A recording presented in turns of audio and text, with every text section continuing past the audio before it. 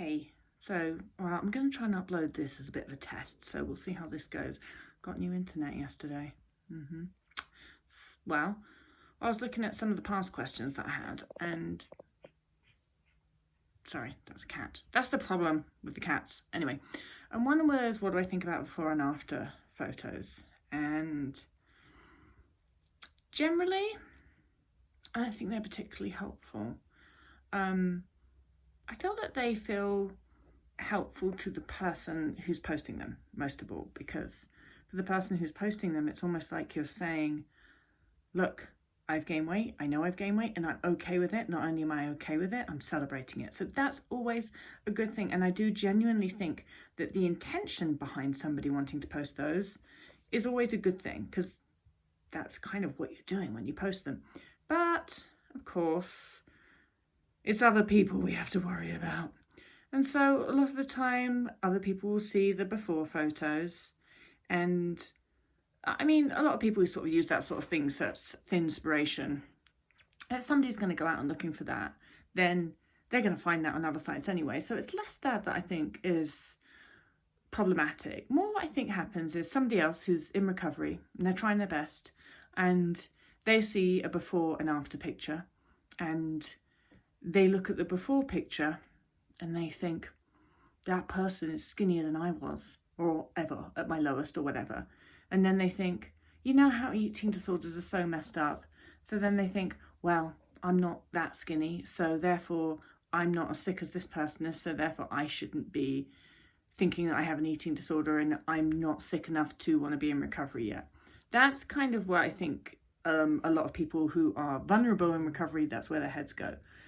Now, so I think that's why, generally, I think if you can avoid doing that, honestly, because you don't know who you're messing up.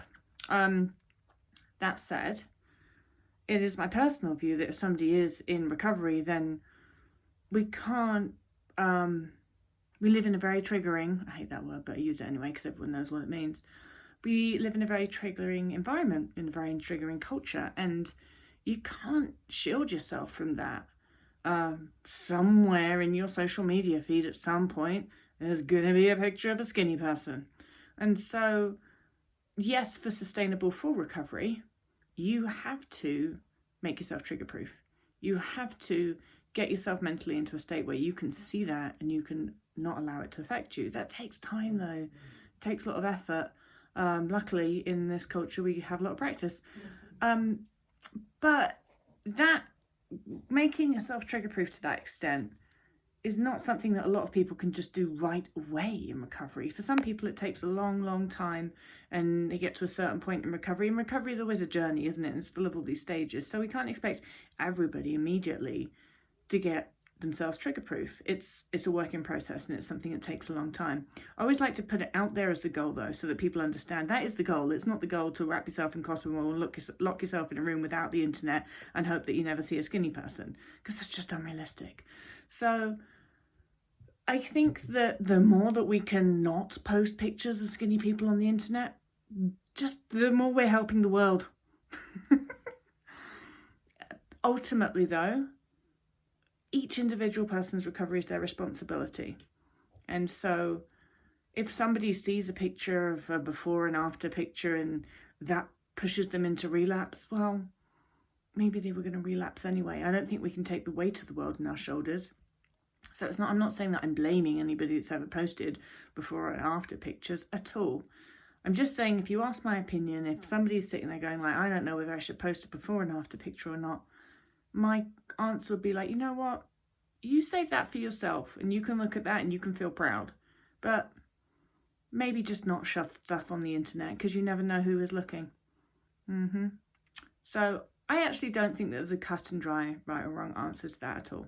I know that a lot of people are just like, no, you should never post that. And I don't think it's that cut and dry. I think we all have to take responsibility for our own shit. But at the same time, we do have to bear in mind other people and just do our best. So I hope that helps.